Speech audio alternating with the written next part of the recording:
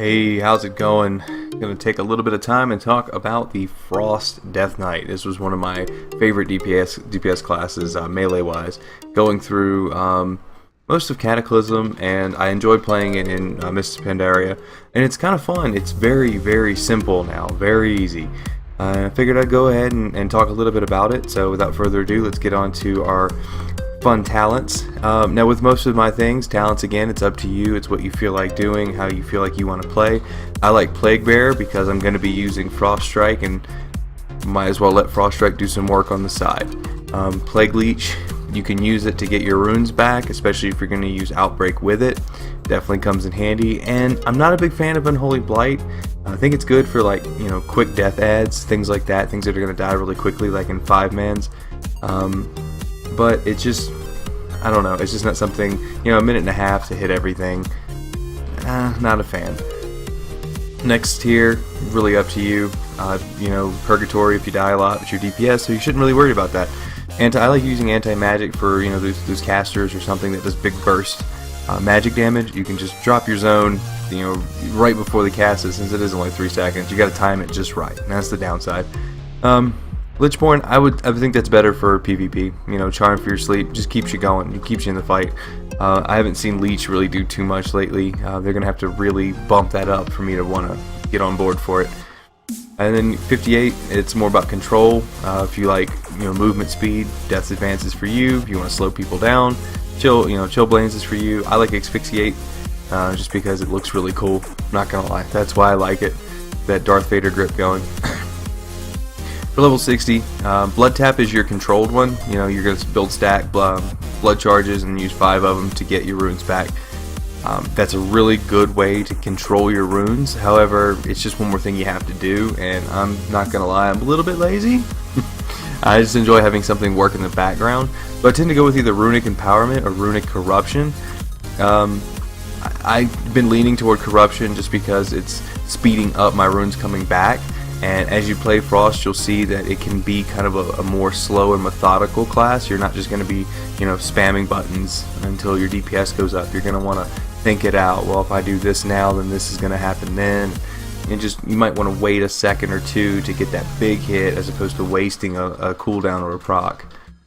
75, Survival. It's just all about keeping yourself alive. I like Death Siphon because you automatically have 2 death runes as a Frost Deathknight, so you can go, you know, you're going to get those death runes back. You're not going to have to find them and then use them. Conversion used to be pretty OP in beta. It's a little down-tuned now. I use too much runic power for Conversion to actually be useful. Death Pact, it could come in handy, however, you know, you might end up getting yourself killed if your healer's not paying attention, or, you know, you're raiding and your healer's trying to keep your tank alive, and you've got this, you know, damage of your healing absorption shield on you. You might end up going down. But that's up to you. Again, it's all up to you. Level 90, I like Gorfried's Grasp. You know, I like helping the tanks out, try to pull everything in to make one big death ball so I can kill them. Remorseless Winter helps out with that too, if you have someone already pull them in, or, you know, you want to keep some things stunned. I don't really see it work well in raids. Definitely in 5-mans though, it comes in handy. Kind of gets a little more crowd control out there. And Desecrated Ground, again, that leans me towards more PvP. It just keeps your movement from being impaired for a little while. Definitely has that PvP feel to it. Now for level 100, this is where I bounce back and forth a lot. Played around with Necrotic Plague. I like it because your Howling Blast can hit everyone with Necrotic Plague, so now you have it ticking. It's still going to start at 1, but it's just a good way to start that ticking process. Defile, again, it's not bad. It's going to grow, and it's going to, you know, constantly be doing damage. It's your Death and Decay with just a little more strength added to it. So I don't use Death and Decay a whole lot when I'm DPSing on Frost, so I'm not going to use Defile as much either. And then Breath of Syndragosa, again, it's the same issue I have with Conversion. I'm using a lot of my runic power. I'm not really pooling it that much. So, and it's a 2-minute cooldown. I mean, all you're going to do is pull your runic power to use this. That's it. It's not a thing you're going to work into your rotation. You're just going to use it, and then it's going to be on cooldown. I mean, yeah, that's pretty much it. I mean, again, go over it, look at them yourself, see what you like to do, the things you like. Again, I like Death Siphon over the other ones. You might, you know, choose differently. You know, the things I like, you might not like. But take a look at it, see what you think. This is just what works for me.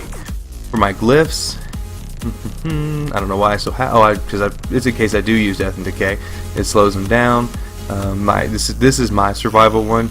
I get a bigger shield from Icebound Fortitude. That's if something happens where something starts kicking me in the teeth. And then for the Glyph of Empowerment, for Empowered Rune Weapon, getting that 30% extra health, it comes in handy. It doesn't always get me that 30% extra health because you're DPS, you're not taking a whole lot of damage, but it definitely does help. And Empowered Rune Weapon is definitely a huge cooldown. It's a big cooldown. Pretty much, it's a 5-minute, it's a reset. Every 5 minutes you just go back to full, and you're ready to kick butt again. Now, speaking of cooldowns, also, where is it at? There it is. I'm on it. Army of the Dead no longer taunts. That comes in handy if you have, just your tank shouldn't have trouble pulling aggro, but at the same time you don't want anything else hurting them. So having that keeps them, since when they're supposed to use, they come out and they taunt and they run around, they act stupid, and they swipe at things, and it's easy to just don't have them taunt, especially in 5-mans. Also with Death Grip, now I can jerk things all over the place and I won't taunt them. I like being able to do that. It helps with, again, when your early 5-mans, when you have casters sitting out there, you can grab that caster, pull it into the tank's death ball, and it won't pull aggro. All the tank has to do is hit it. And then, of course, my menagerie is craziness. Shout out to Icy Touch, Glyph of Icy Touch, dispelling one helpful magic effect from the target. Hello, friend. How are you? Nice to meet you. Glyph of Icy Touch, dispelling that one magic effect. It can help with PvP. It can help with, your regular dungeons if someone has a buff on them that you're trying to get rid of. Another one, anti-magic shell, just getting a more magic absorption out of it. That's the good thing about these glyphs, is they're very interchangeable. You can use what you want. This is just my basic setup, and that's why I try to have as many of the glyphs as possible. That way I can rotate them through and use what I want. So we'll get out of that. A few things I want to talk about. This is your basic of basics, since like I said, I'm using Necrotic Plague. When I go through, I tend to pull with Howling Blast, because you're usually, if you're in 5-mans, you're going to have multiple things to hit. Also, Howling Blast hits harder than Icy Touch. I only have Icy Touch on my bar now for if I want to use that Glyph of Icy Touch. So you have, you can go in with either Howling Blast for multiple targets, or even just Plague Strike for one target, since again, Necrotic Plague is applied by either one. It's only going to apply one debuff to him, so why worry about it? Then your next abilities are Obliterate or Frost Strike. Now, one thing you want to keep in mind is which one you use. Man, I'm just making all kinds of friends tonight. One thing you want to think about is you're in my way, buddy. I appreciate you hanging out with me. I'm just making friends all over the place. My weapon's better than yours. One thing you want to keep in mind is what you're equipped with. If you're using the big honkin' two-hander, Obliterate is your friend.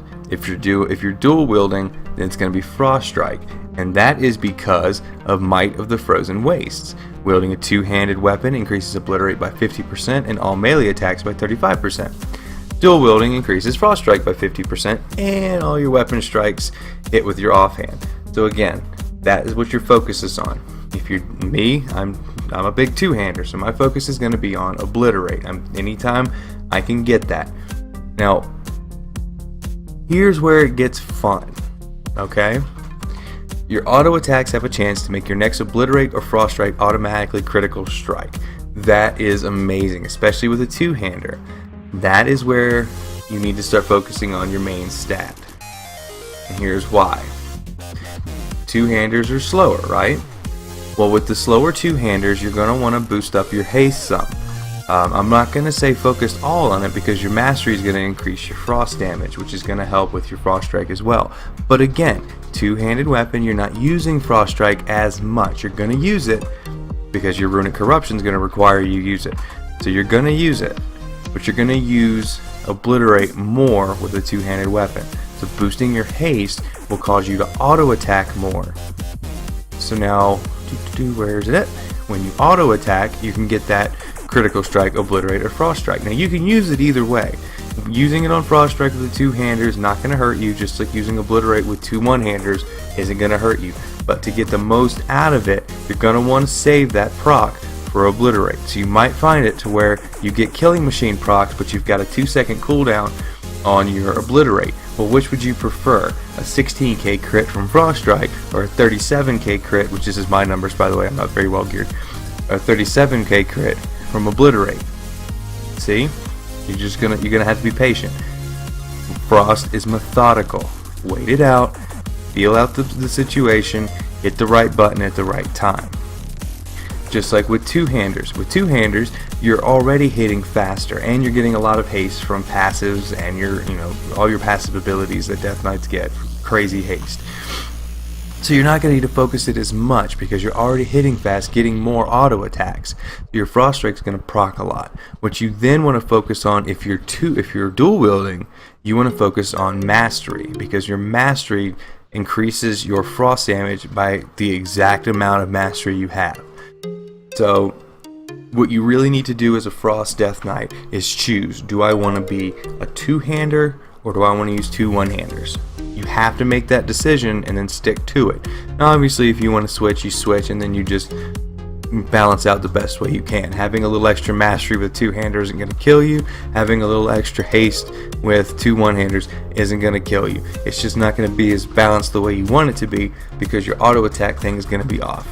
Now here's another good thing about especially being a two-hander, because Obliterate has a pardon me. Obliterate has a 45% chance to make your Howling Blast or Icy Touch consume no runes. Alright? So that's just another free hit. Just a freebie right there. 45% chance. Well, if your haste is up, you're going to get more Obliterate procs. So you're going to be using, every time you use Obliterate, you're just going to keep using it. Because Frost Strike doesn't do that. That's why with two one-handers, you're going to still want to mix in Obliterate too, so you can get that freebie. Alright? Now for cooldowns, this isn't a cooldown, I'm sorry. Horn of Winter, just use it, just toot your horn, and there you have your buff. It's an attack power buff, I believe, right? Yes, attack power. Yeah. Yep, attack power by 10%. So you want to make sure you keep that up. Then you do your flasks and your foods and all that fun stuff. But your cooldown. Your 1 minute cooldown is Pillar of Frost, getting that extra 20% strength for 20 seconds, and you're not going to get knocked back. That doesn't happen a lot, but it can happen. You're going to use that one. I would personally say, if you want to get more bang for your buck, use that at the start of a fight, and then you can integrate it in every minute if you want, or you can wait until, I usually like to wait until I've built up some runic power and my Obliterate's procced. So I know I'm going to get that critical strike, so then I'll pop Pillar of Frost, because it doesn't cost any runes anymore, because as you level that goes away. So you pop Pillar of Frost to get an additional 20% on top of that, and then smack with that Obliterate crit, and then just, go have fun with that extra 20% damage, or 20% strength. So that's what I like to do, so I'm utilizing it at the best possible time. And then you doing it off the start obviously helps get that initial boost DPS, and then you got, using it during Bloodlust or Heroism, using it then too is going to definitely help, because you're getting more auto attacks, you're going to get those procs, you're going to be smacking really hard with that two-hander, or you're just going to be ripping them to shreds with those, with your dual wielding. Army of the Dead. Do not forget about Army of the Dead. And remember, Army of the Dead has changed. It is no longer channeled. It is a one and done button. You click it and your army comes. You just go right back to work once you hit that button. Just right back to work. So you don't have to stand around and wait. Just hit the button and go to town. You also have Death and Decay, your big AoE on the ground. Don't forget Blood Boil will still spread around all your plagues, and it should spread around your Necrotic Plague as well, but you're using Howling Blast, so everyone you hit should automatically have it. And every time you use Howling Blast, because if you took Plague Bearer, actually no, I scratched that. That would be Necrotic Plague's passive to itself. My apologies. Using Howling Blast on everyone again is going to add a stack to that. So now you have it ticking away, building stacks. You're using the Howling Blast, which you can get a free proc from it from Obliterate. You see how it kind of flows? And it could get kind of out of control if you're clicking too fast or hitting your keybinds too fast. You can find yourself sitting there with nothing to do. That's why I say take your time. Slow down. Do not rush the Frost Death Knight. Slow down. Think about what you want to do. Think about what you have to do. What's the best bang for your buck?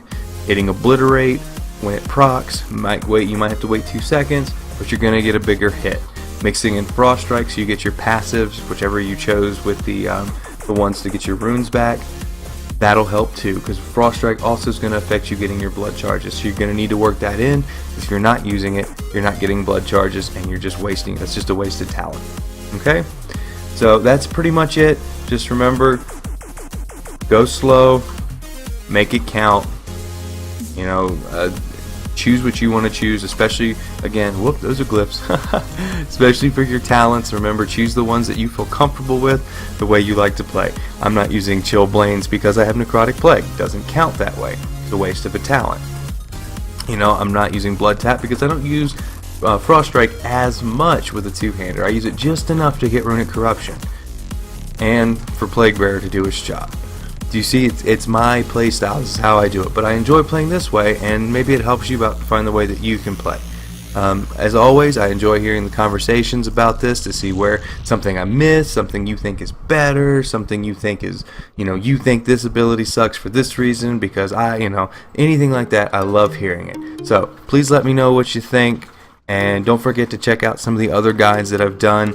I hope you enjoyed this guide, and I hope you enjoy further guides to come out. Alright, I'll see you guys next time.